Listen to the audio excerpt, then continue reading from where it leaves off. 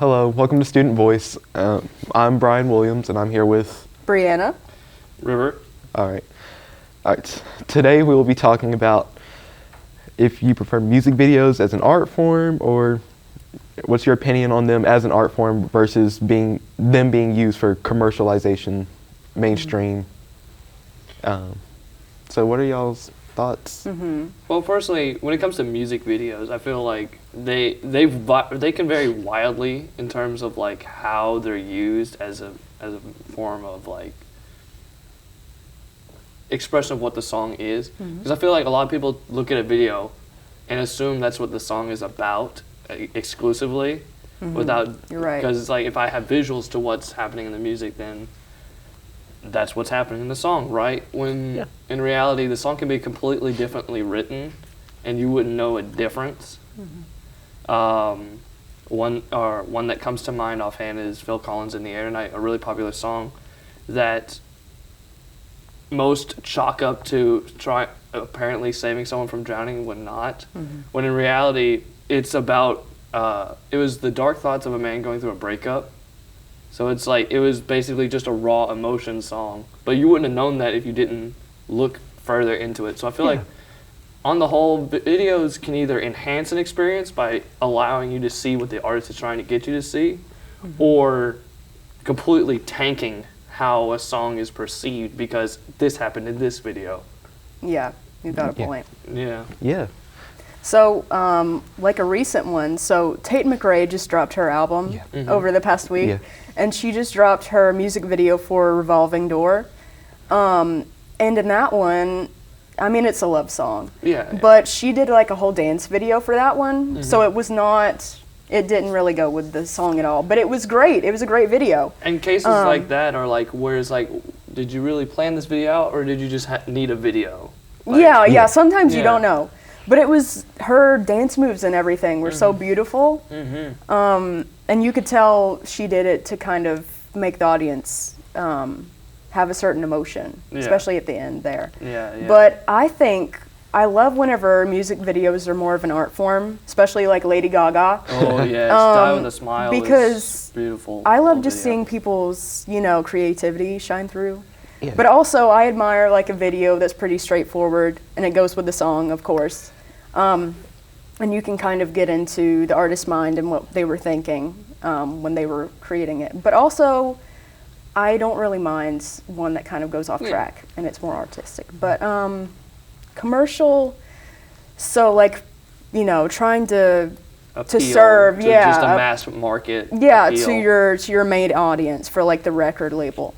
It's fine, but I prefer more of like the artwork. If I had to peg that to like a certain type, to what you're saying about commercial music, I would have to peg, unfortunately, Hot to Go's music video. It's just dancing for the most part. Like it's a spectacle, but that one's fun. It's fun. It's a fun song, but See, hair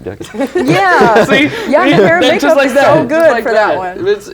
It's a very obviously very commercial feeling video, versus something like Sticky by Tyler the Creator that got released earlier this year. And in that video, it was actually very different from. It goes back to what you're saying about the artist behind idea for the song, because the song Sticky has a lot of I don't want to say high school band, but energy, with the types of drums that are used. It feels like you're at not necessarily a pep rally or a ball game, but it gives that feeling. And for the video, they completely go into that.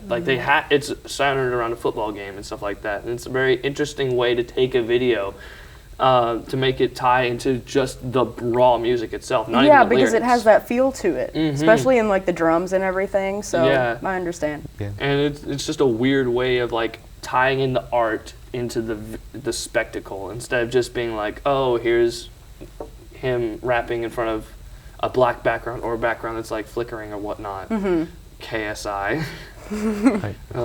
But I can see where y'all are coming from. Personally, I like music videos a lot.